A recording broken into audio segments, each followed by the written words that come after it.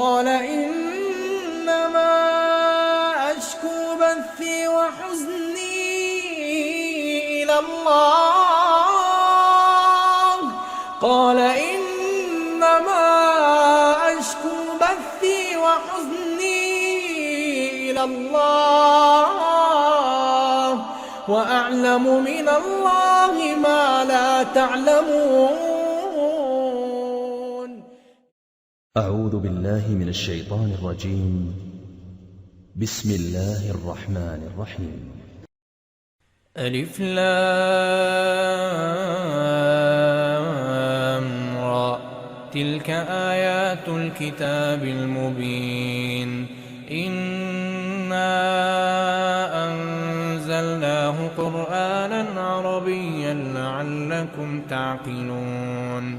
نحن نقص عليك أحسن القصص بما أوحينا إليك هذا القرآن وإن كنت من قبله لمن الغافلين.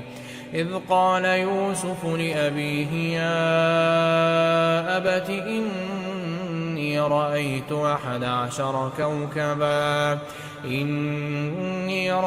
11 كوكبا والشمس والقمر رأيتهم لي ساجدين. قال يا بني لا تقصص رؤياك على إخوتك فيكيدوا لك كيدا إن الشيطان للإنسان عدو مبين. وكذلك يجتبيك ربك ويعلمك من تأويل الأحاديث ويتم نعمته عليك وعلى آل يعقوب كما أتمها على أبويك من قبل إبراهيم وإسحاق إن ربك عليم حكيم. لقد كان في يوسف وإخوته آيات للسائلين إذ قالوا ليوسف وأخوه أحب إلى أبينا منا ونحن عصبة إن أبانا لفي ضلال مبين. اقتلوا يوسف أو اطرحوه أرضا يخل لكم وجه أبيكم وتكونوا من بعده قوما صالحين. قال قائل منهم لا تقتلوا يوسف وألقوه في غيابة الجب يلتقطه بعض السيارة إن كنتم فاعلين. قالوا يا أبانا ما لك لا تأمنا على يوسف وإنا له لناصحون. أرسله معنا غدا يرتع ويلعب وإنا له لحافظون. قال إني ليحزنني أن تذهبوا به وأخاف أن يأكله الذئب وأنتم عنه غافلون. قالوا لئن أكله الذئب ونحن عصبة إنا إذا لخاسرون. فلما ذهبوا به وأجمعوا أن يجعلوه في غيابة الجب وأوحينا إليه لتنبئنهم بأمرهم هذا وهم لا يشعرون. وجاءوا أباهم عشاء يبكون قالوا يا أبانا إنا ذهبنا نستبق وتركنا يوسف عند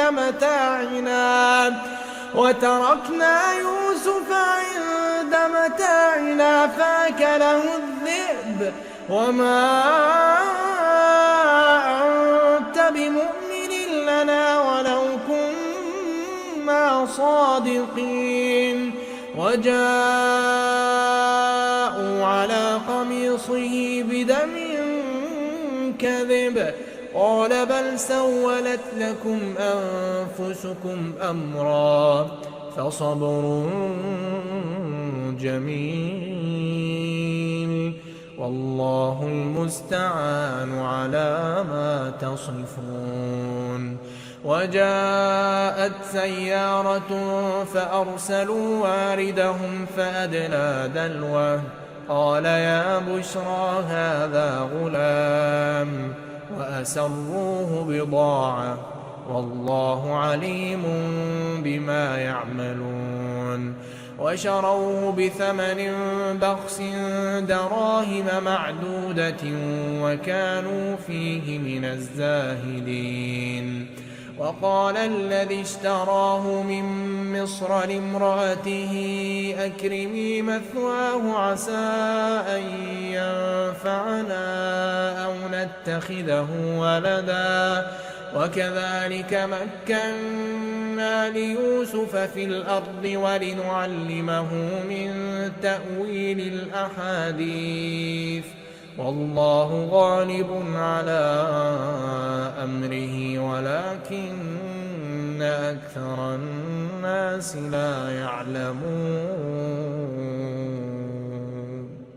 ولما بلغ أشده آتيناه حكما وعلما وكذلك نجزي المحسنين. وراودته التي هو في بيتها عن نفسه وغلقت الأبواب وقالت هيت لك قال معاذ الله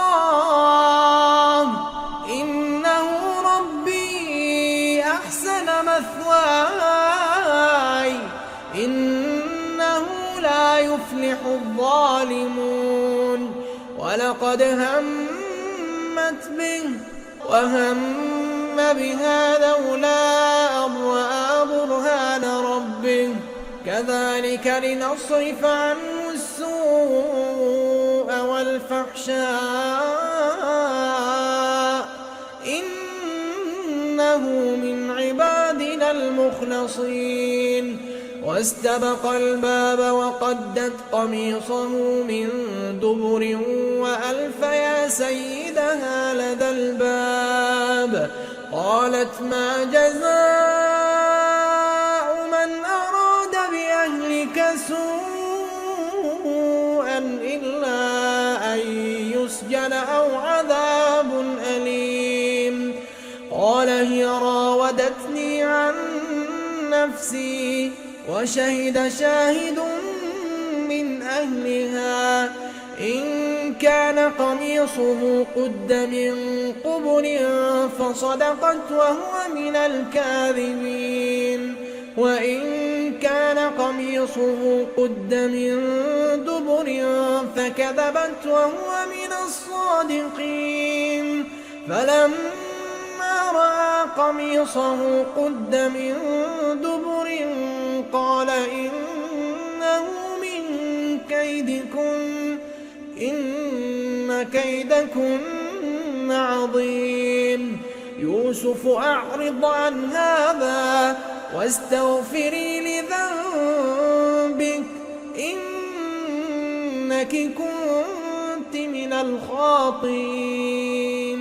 وقال نسوة في المدينة امرأة العزيز تراود فتاها عن نفسه قد شغفها حبا إنا لنراها في ضلال مبين. فلما سمعت بمكرهن أرسلت إليهن وأعتدت لهن متكئا وآتت كل واحدة منهن سكينا وقالت اخرج عليهن فلما رأينه أكبرنه وقطعن أيديهن وقلن حاش لله ما هذا بشرا إن هذا إلا ملك كريم. قالت فذلكن الذي لمتنني فيه ولقد راودته عن نفسه فاستعصم ولئن لم يفعل ما آمره ليسجنن وليكونن من الصاغرين. قال رب السجن أحب إلي مما يدعونني إليه وإلا تصرف عني كيدهن أصب إليهن وأكن من الجاهلين. فاستجاب له ربه فصرف عنه كيدهن إنه هو السميع العليم. ثم بدا لهم من بعد ما رأوا الآيات ليسجننه حتى حين. ودخل معه السجن فتيان قال أحدهما إني أراني أعصر خمرا وقال الآخر إني أراني أحمل فوق رأسي خبزا تأكل الطير منه نبئنا بتأويله إنا نراك من المحسنين. قال لا يأتيكما طعام ترزقانه إلا نبأتكما بتأويله قبل أن يأتيكما ذلكما مما علمني ربي إني تركت ملة قوم لا يؤمنون بالله تركت ملة قوم لا يؤمنون بالله وهم بالآخرة هم كافرون. واتبعت ملة آبائي إبراهيم وإسحاق ويعقوب ما كان لنا أن نشرك بالله من شيء ذلك من فضل الله علينا وعلى الناس ولكن أكثر الناس لا يشكرون. يا صاحبي السجن أأرباب متفرقون خير أم الله الواحد القهار ما تعبدون من دونه إلا أسماء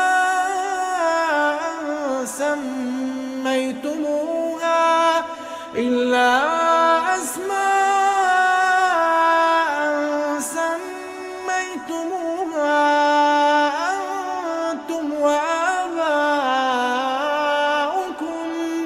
ما أنزل الله بها من سلطان إن الحكم إلا لله أمر أن لا تعبدوا إلا إياه ذلك الدين القيم ولكن أكثر الناس لا يعلمون.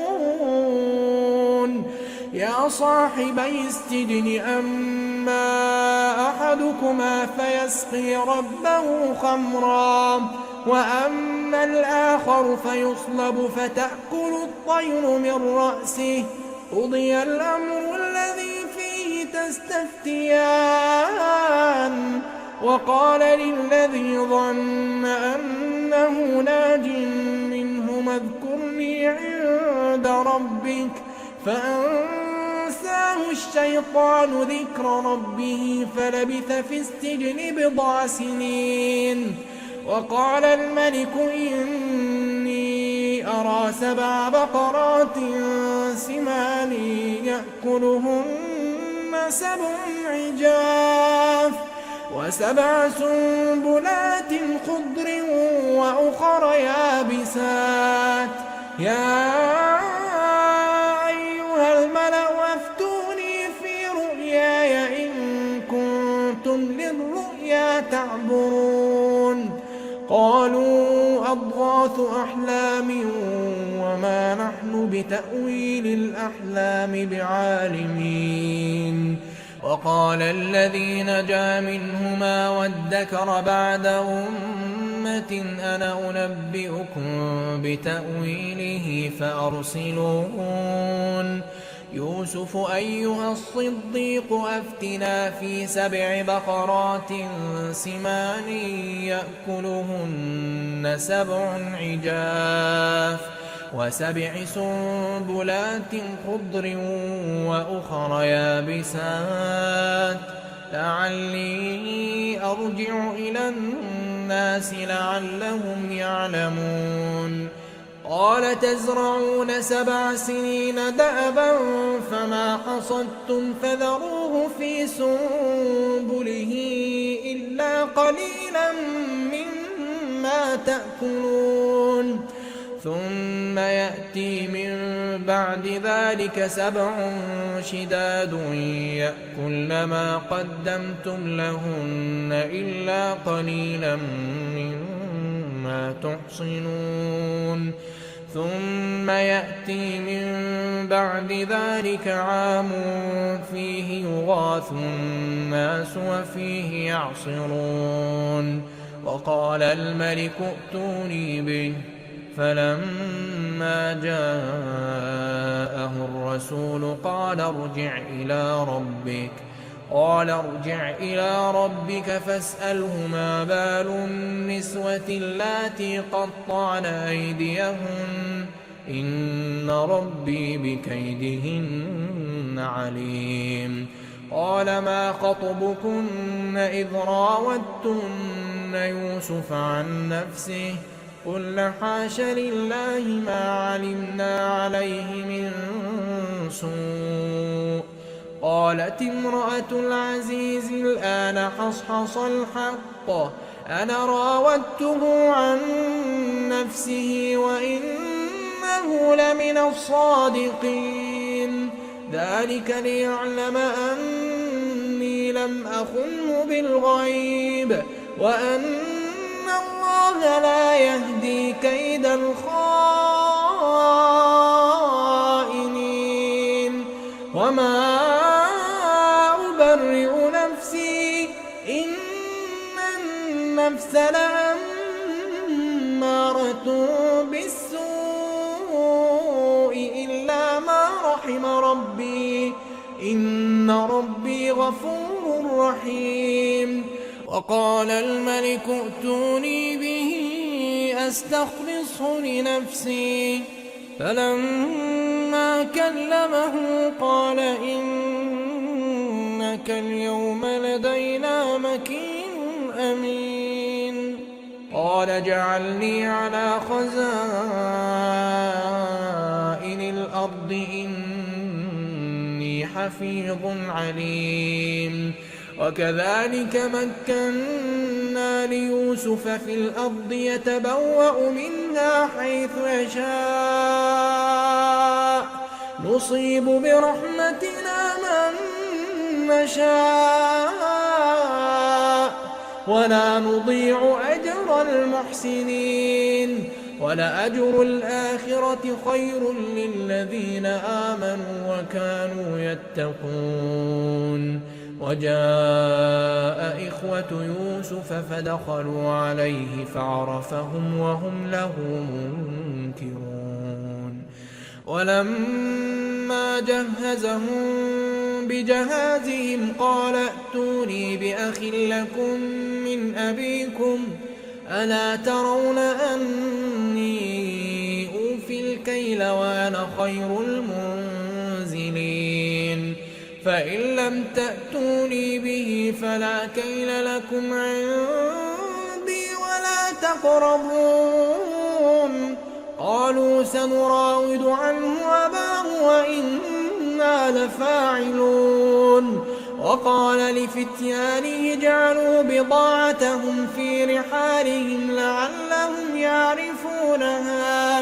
لعلهم يعرفونها إذا انقلبوا إلى أهلهم لعلهم يرجعون فلما رجعوا إلى أبيهم قالوا يا أبانا منع منا الكيل فأرسل معنا أخانا نكتل وإنا له لحافظون قال هل آمنكم عليه إلا كما أمنتكم على أخيه من قبل فالله خير حافظا وهو أرحم الراحمين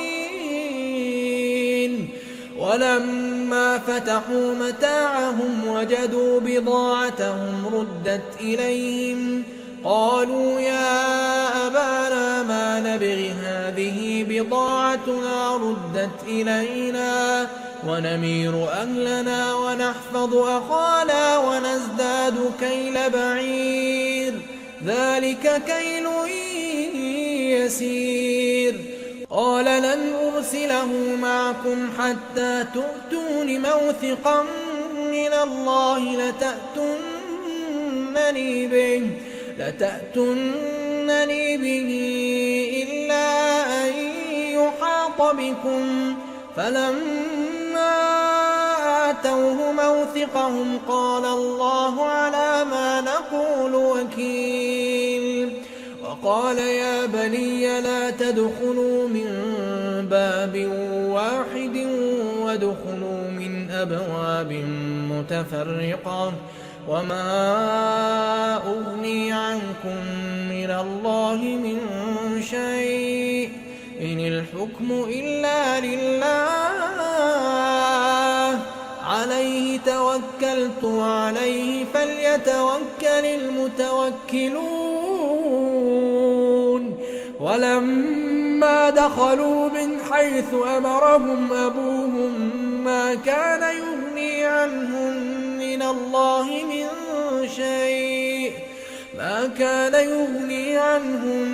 الله من شيء إلا حاجة في نفس يعقوب قضاها وإنه لذو علم لما علمناه ولكن أكثر الناس لا يعلمون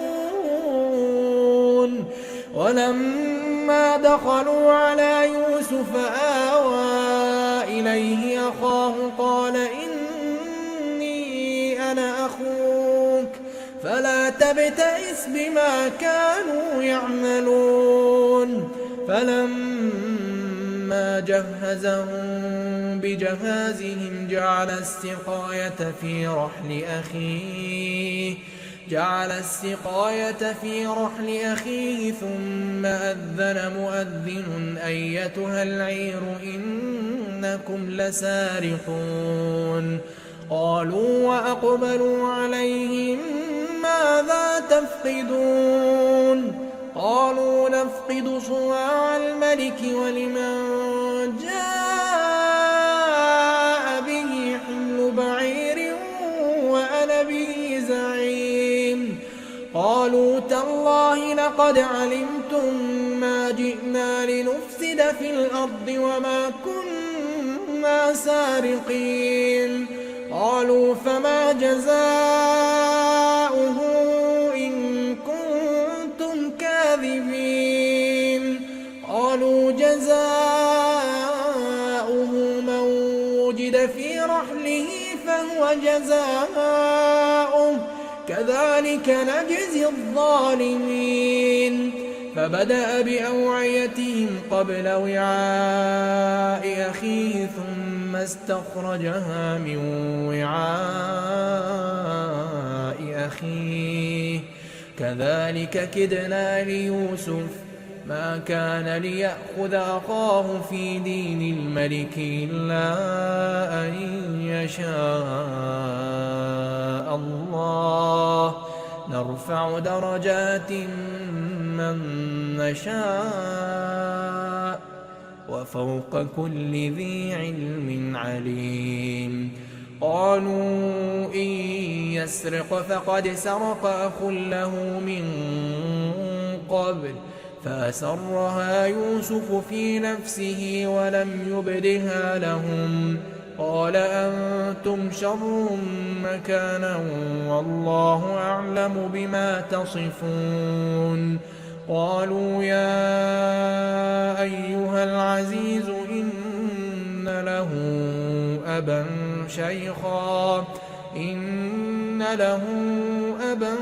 شيخا كبيرا فخذ أحدنا مكانه إنا نراك من المحسنين قال معاذ الله أن نأخذ إلا من وجدنا متاعنا عنده إنا إذا لظالمون فلما استيئسوا منه خلصوا نجيا قال كبيرهم ألم تعلموا أن أباكم قد أخذ عليكم موثقا من الله ومن قبل ما فرطتم في يوسف فلن أبرح الأرض حتى يأذن لي أبي أو يحكم الله لي وهو خير الحاكمين ارجعوا إلى أبيكم فقولوا يا أبانا إن ابنك سرق وما شهدنا إلا بما علمنا وما كنا للغيب حافظين واسأل القرية التي كنا فيها والعير التي أقبلنا فيها وإنا لصادقون قال بل سولت لكم أنفسكم أمرا فصبر جميل عسى الله أن يأتيني بهم جميعا إنه هو العليم الحكيم وتولى عنهم وقال يا أسفا على يوسف وابيضت عيناه من الحزن فهو كظيم قالوا تالله تفتأ تذكر يوسف حتى تكون حرضا أو تكون من الهالكين قال إنما أشكو بثي وحزني إلى الله قال إنما أشكو بثي وحزني إلى الله وأعلم من الله ما لا تعلمون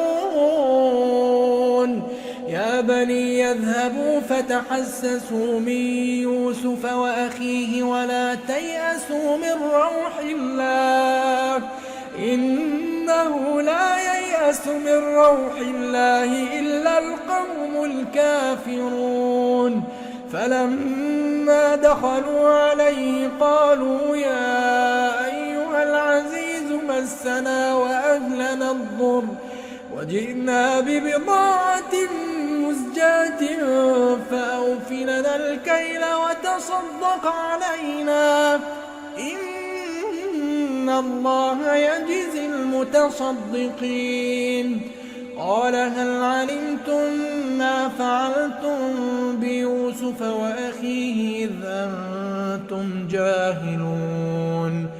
قالوا أئنك لأنت يوسف؟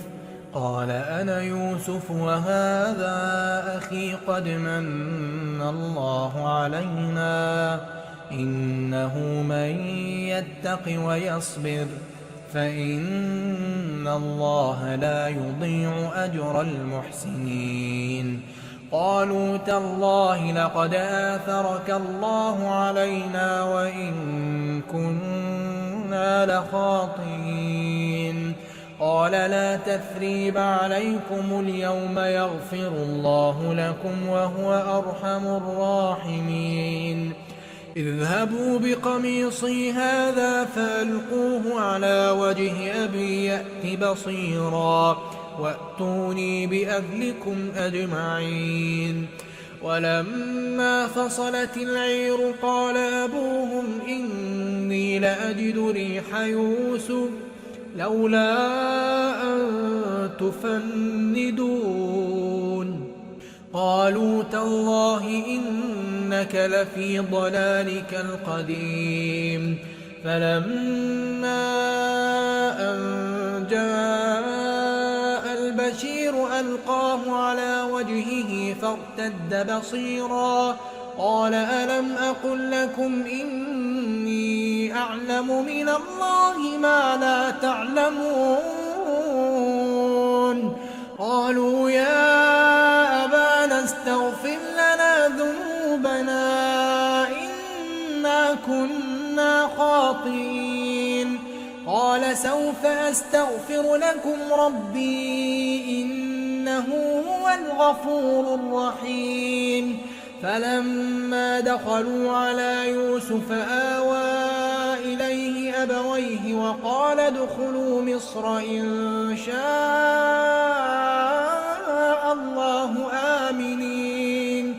ورفع أبويه على العرش وخروا له سجدا وقال يا أبت هذا تأويل رؤياي من قبل قد جعلها ربي حقا وقد أحسن بي إذ أخرجني من السجن وجاء بكم من البدو من بعد أن نزغ الشيطان بيني وبين إخوتي إن ربي لطيف لما يشاء إنه هو العليم الحكيم.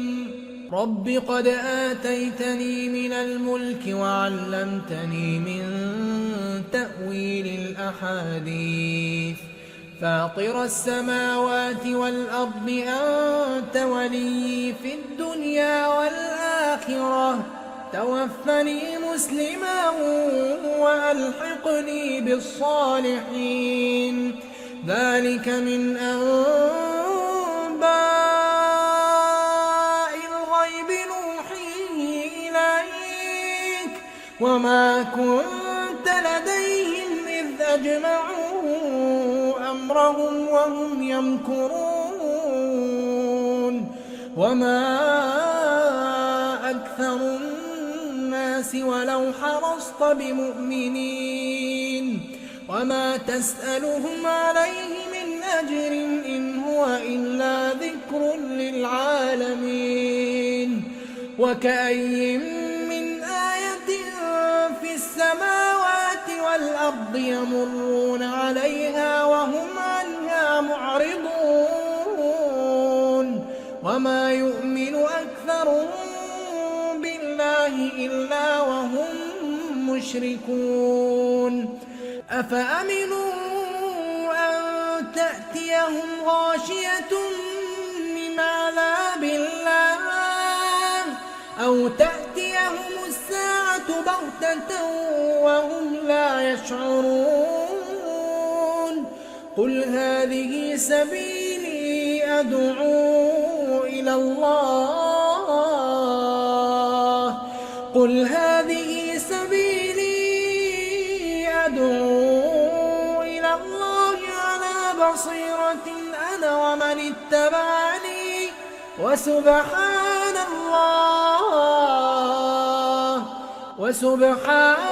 اللَّهِ وَمَا أَنَا مِنَ الْمُشْرِكِينَ وَمَا أَرْسَلْنَا مِن قَبْلِكَ إِلَّا رِجَالًا نُّوحِي إِلَيْهِم مِّنْ أَهْلِ الْقُرَىٰ أَفَلَمْ يَسِيرُوا فِي الْأَرْضِ فَيَنظُرُوا كَيْفَ كَانَ عَاقِبَةُ الَّذِينَ مِن قَبْلِهِمْ ۚ وَلَدَارُ الْآخِرَةِ خَيْرٌ لِّلَّذِينَ اتَّقَوْا ۗ أَفَلَا تَعْقِلُونَ حَتَّىٰ إِذَا اسْتَيْأَسَ الرُّسُلُ وَظَنُّوا أَنَّهُمْ قَدْ كُذِبُوا جاءهم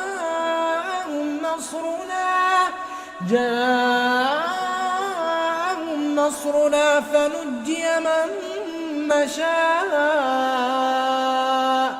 ولا يرد بأسنا عن القوم المجرمين.